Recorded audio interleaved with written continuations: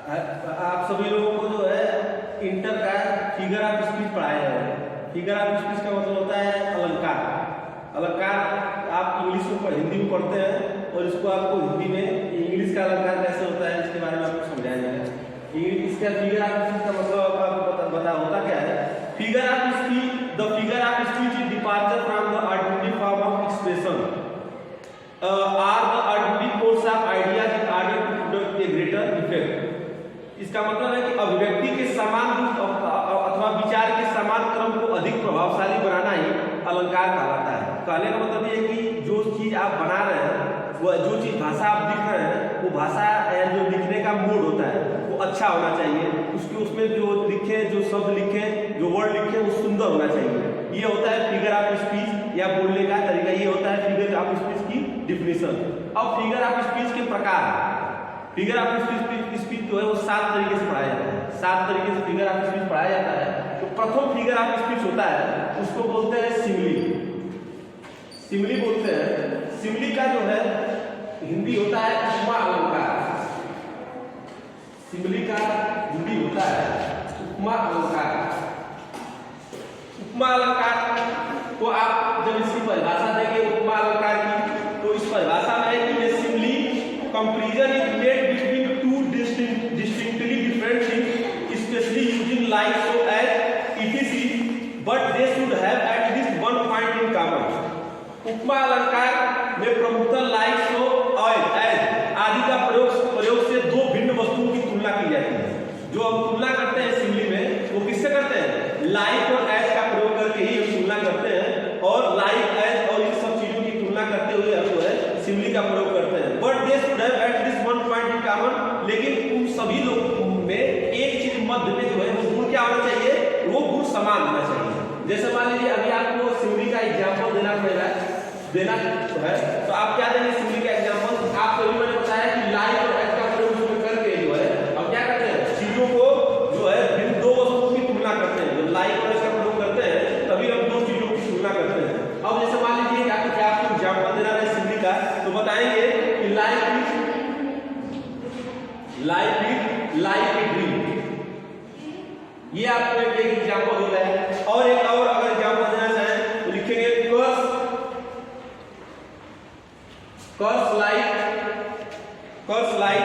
curses are like chickens,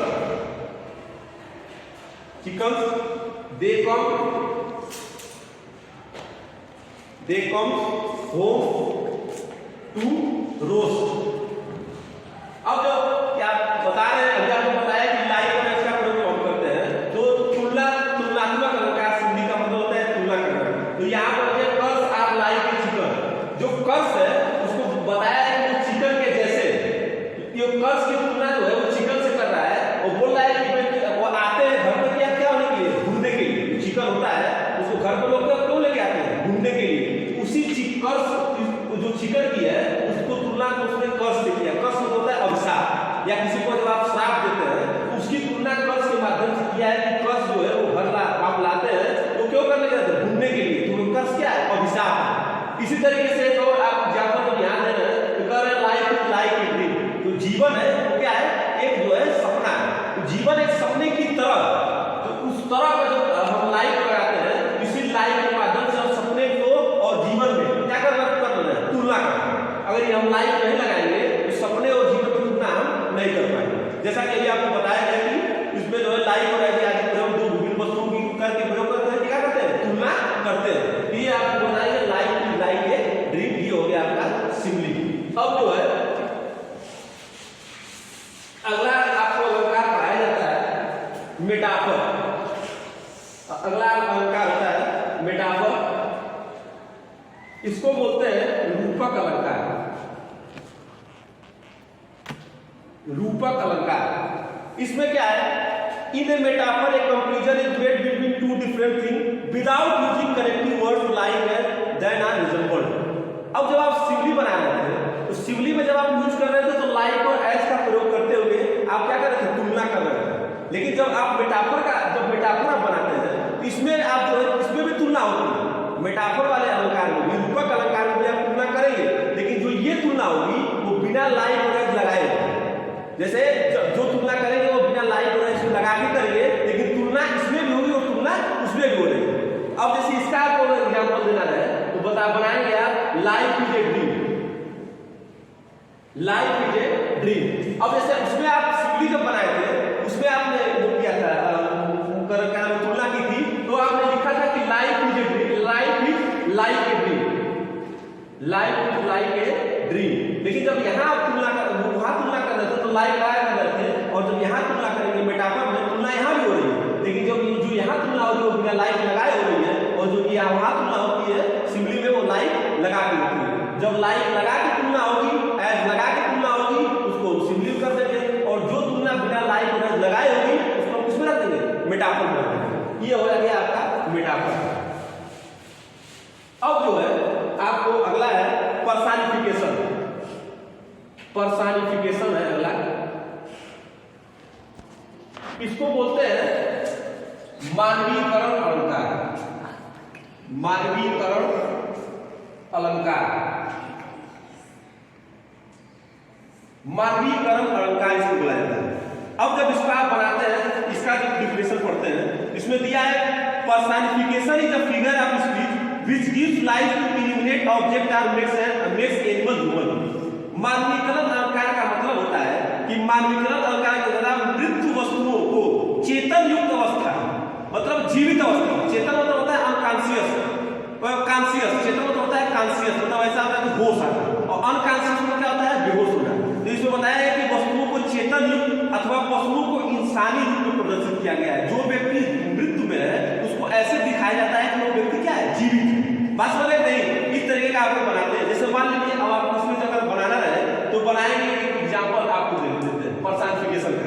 personification का क्या example देंगे आप, डेथ लेज इट्स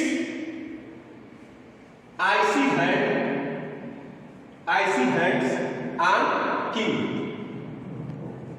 अब आपको बताया कि जो मृत व्यक्ति है उसको जीवित तरीके से इसमें दिखाया जाता है। बात बोले नहीं, जो डेथ है, डेथ क्या है, मृत्यु है, लेकिन जो वो किसके हाथ में है, राजा के हाथ में।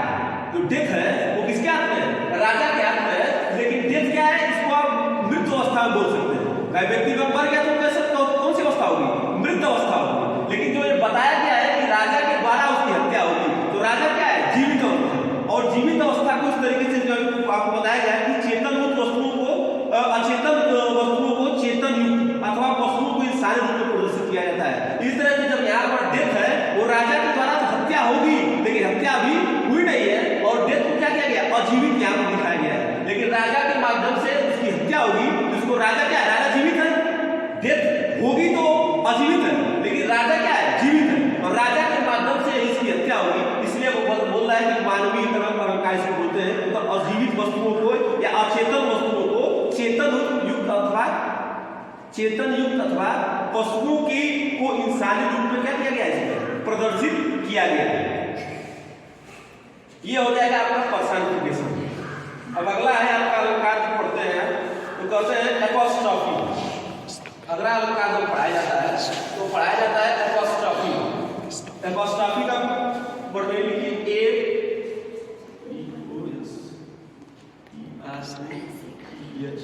एपोस्ट्रॉफी को बोलते हैं संबोधन अलंकार।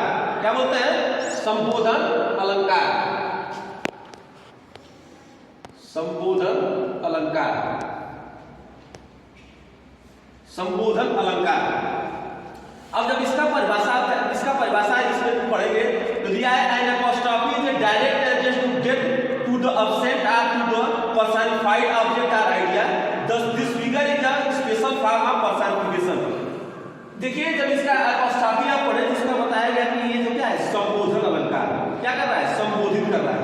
इसमें कह रहा है कि संबोधन अलंकार में किसी मृत अनुपस्थित अथवा मानवीकरण के रूप में प्रस्तुत वस्तुओं या विचार को प्रत्यक्ष रूप से संबोधित किया जाता है। यह अलंकार मानवीकरण अलंकार का क्या है, विशिष्ट रूप है। यह अलंकार का क्या है, मानवीकरण अलंकार का क्या है, विशिष्ट रूप है। अब जब इसको आप इसका एग्जाम्पल लिखते हैं तो क्या लिखते हैं, डेथ, डेथ इस तरह है, why is where is thy sting. इसमें क्या है कि अनुपस्थित, मृत्यु अनुपस्थित अथवा मानवीकरण के रूप में प्रस्तुत वस्तुएं विचार को प्रत्यक्ष रूप से संबोधित किया जाता है। इसमें बोला है कि जो डेथ है वो अपनी रस्सी को खोज रही है, लेकिन डेथ क्या है, ये मृत अवस्था में है, लेकिन जो रस्सी है वो क्या है, जीवित अवस्था में है। या बोल सकते हैं वो उसी के माध्यम से, इसी रस्सी के माध्यम से वो डेथ उसकी व्यक्ति की होगी।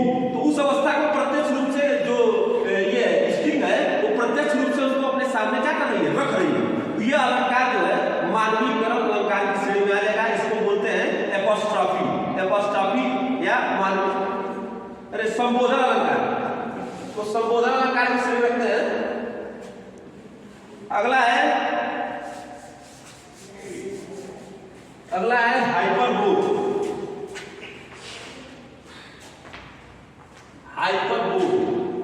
हाइपरबोल को क्या बोलते हैं, अतिशयोक्ति अलंकार। अतिशयोक्ति अलंकार।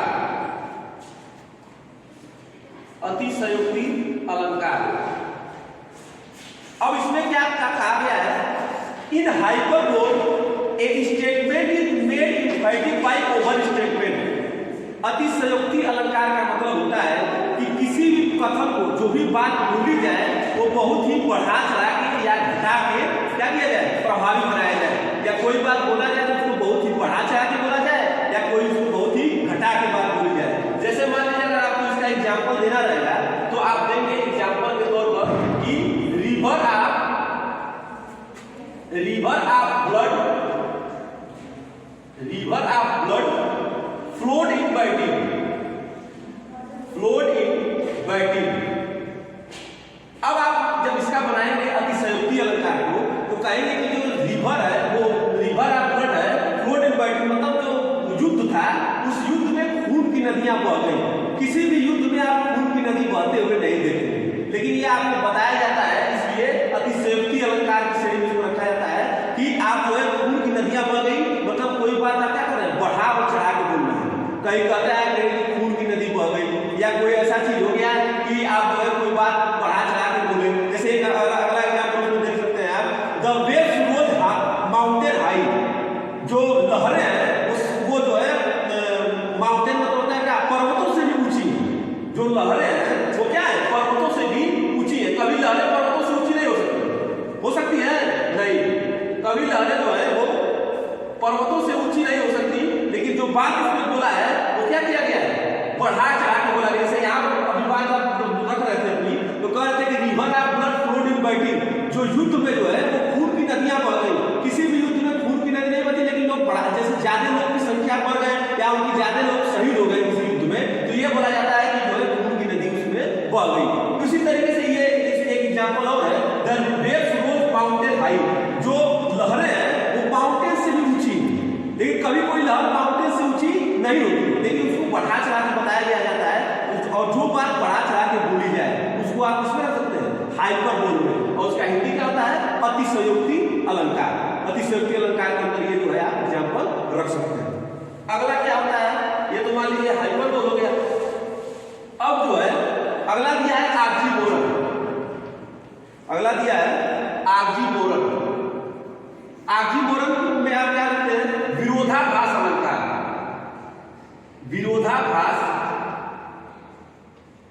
विरोधाभास अलंकार।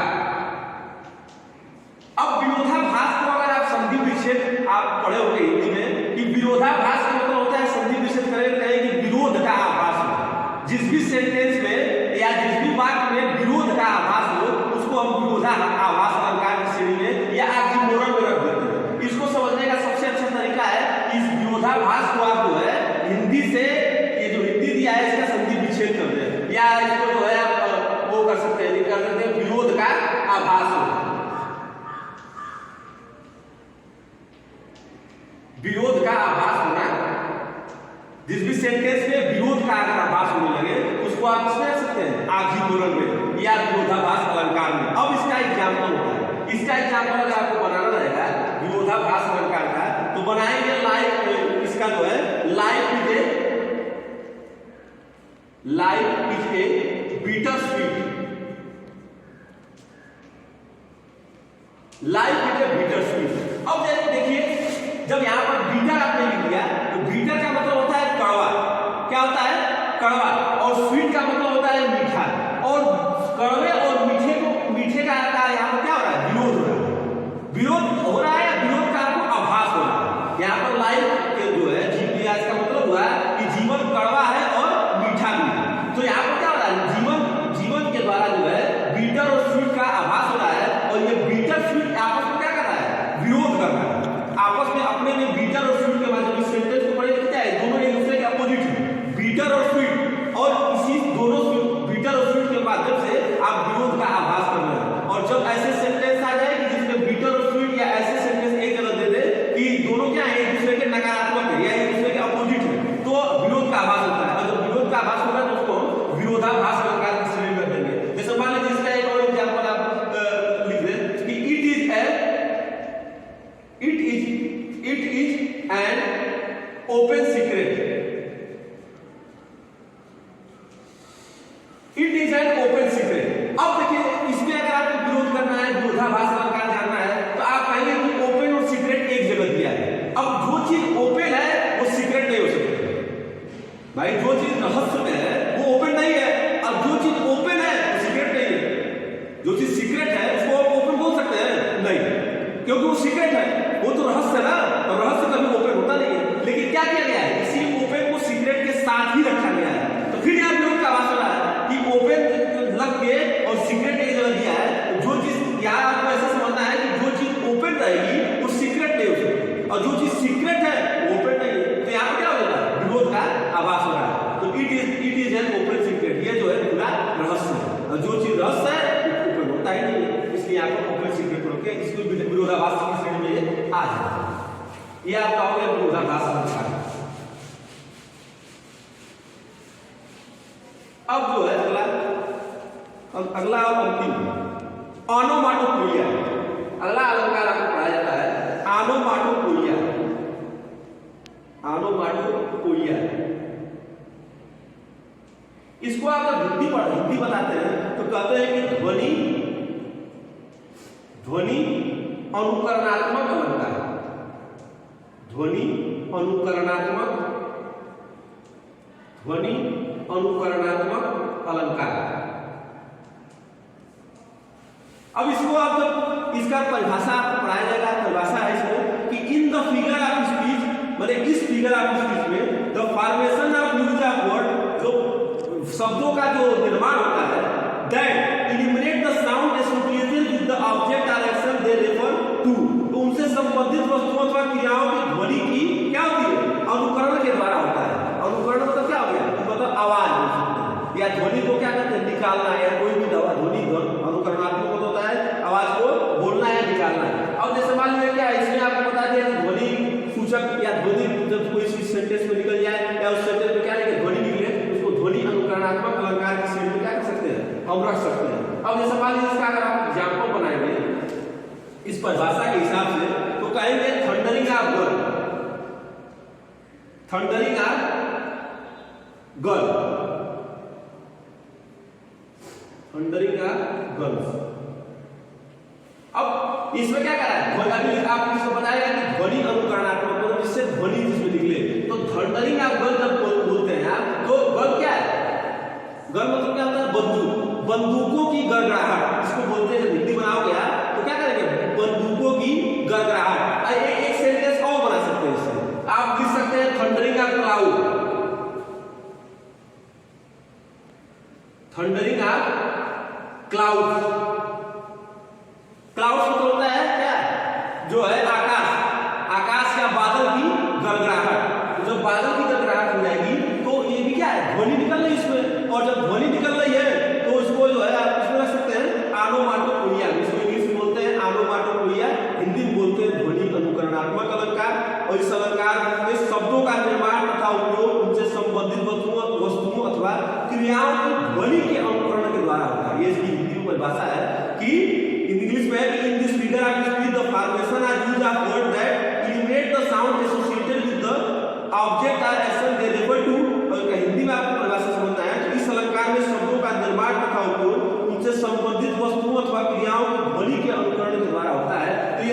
संबंधित वस्तु क्या है? गण हो गई। ये गण क्या है?